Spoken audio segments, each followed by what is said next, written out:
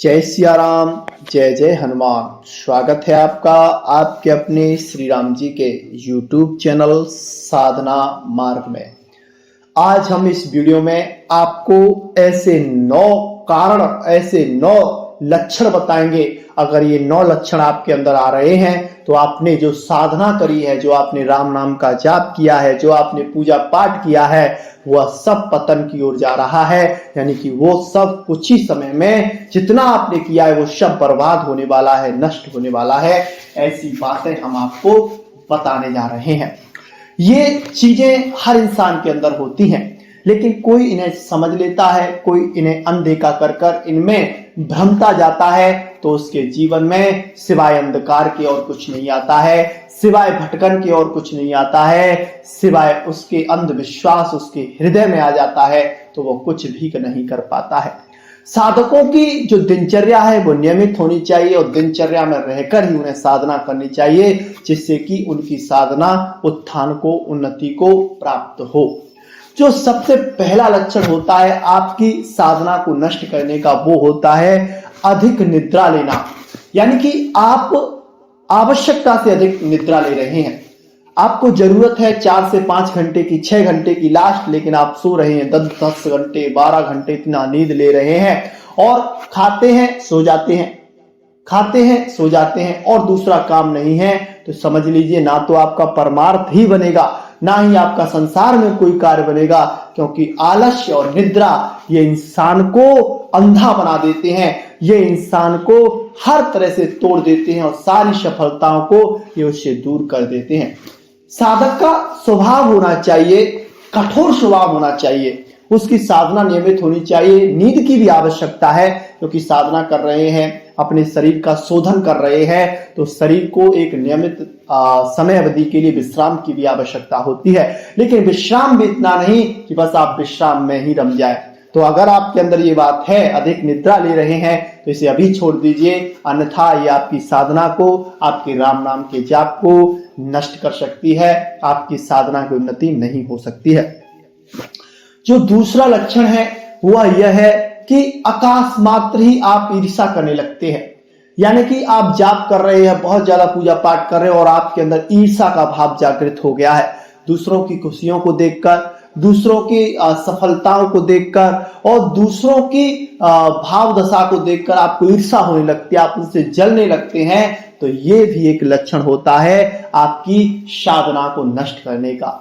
ईर्ष्या कभी भी किसी से नहीं करनी चाहिए, क्योंकि जब आप किसी से ईर्ष्या करते हैं तो जलन आपको होती है, आपकी साधना नष्ट हो जाती है और जो आप जिससे आप ईर्ष्या कर रहे हैं, आपके जो सुकर्म है, जो पुण्य है, वो उसको प्राप्त होते हैं और उसके जो कुकर्म है वो आपको प्राप्त हो जाते हैं। इससे आपको ना तो आध्यात्मिक अनुभव होते हैं, ना राम नाम के जाप के ही अनुभव होते हैं, कुछ आपके जीवन में घटित नहीं होता है।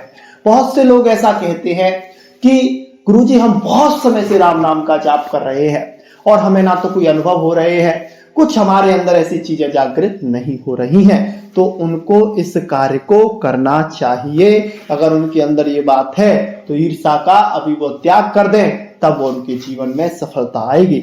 जो तीसरी बात है वो है तृष्णा। तृष्णा किसे कहते हैं? किसी भोग को बार बार भोगने का मन होना।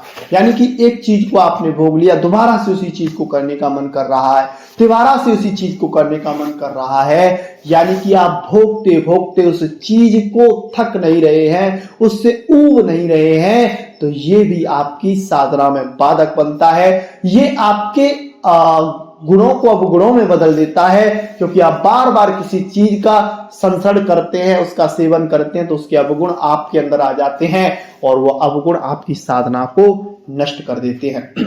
जो चौथा संकेत है, जो चौथा लक्षण है, वो यह है कि आपके अंदर कायरता आ जाना। यानी कि जिस चीज से डरना चाहिए उस चीज से आप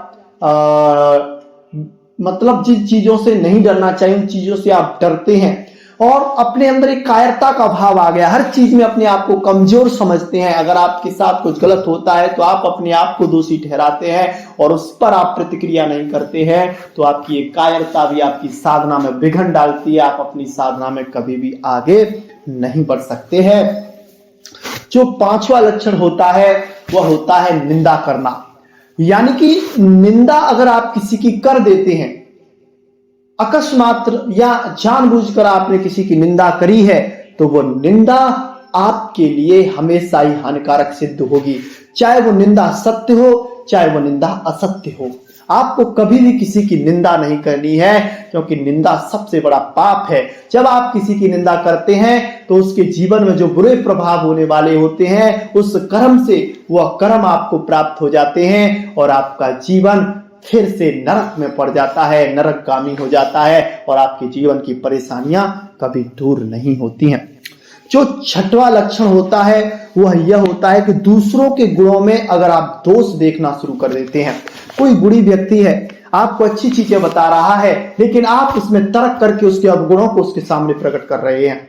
वो आपको कह रहा है आप राम नाम का जाप कीजिए, राम नाम के जाप से आपके जीवन में उन्नति होगी, तब आप उससे कहते हैं कि तुमने क्या कर लिया राम नाम के जाप से, तुम तो इतने दिन से कर रहे हो, तुमने कुछ पा लिया, क्यों बेवकूफ बना रहे हो। यानी कि तर्क कुतर्क करना उसके साथ, जो उसका गुण है उसमें अवगुण देखना। कोई साधना कर रहा है, पूजा पाठ कर रहा है, उसमें उसकी बुराइयां करना, हर चीज में आप अगर बुराई देखने लग जाते हैं तो ये समझ लीजिए आपकी साधना के पतन होने का सबसे बड़ा यही कारण है। आप जिंदगी भर लगे रहिए, जाप करते रहिए, नाम जाप करते रहिए, लेकिन अनुभव आपको प्राप्त नहीं होगा, आपका परमार्थ बन नहीं सकता है।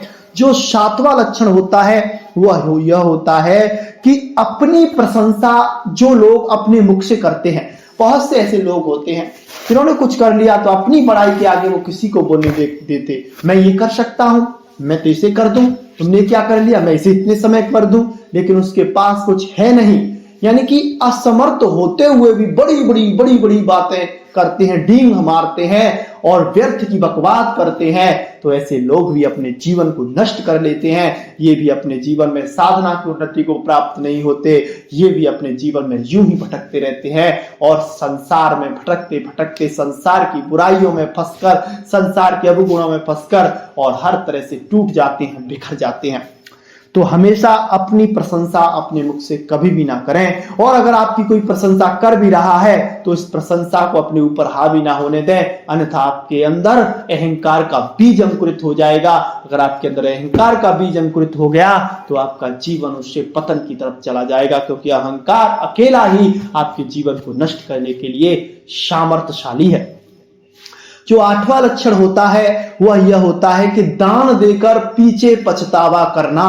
यानी कि आपने किसी को दान दे दिया है और बाद में पछता रहे, हमने ऐसा क्यों किया, ये नहीं करना चाहिए था, हमारे धन की बर्बादी हो गई, क्या फायदा होगा इससे, कुछ बनने वाला नहीं है। अपने आप के बारे में बस सोच रहे हैं और पछतावा कर रहे हैं। तो आपने जितना भी पुण्य किया होता है, जितना भी दान दिया होता है, वो सारे सुकर्म आपके नष्ट हो जाते हैं और आप दोबारा से उसी स्टेज पे आते हैं जहां से आपने शुरुआत की थी।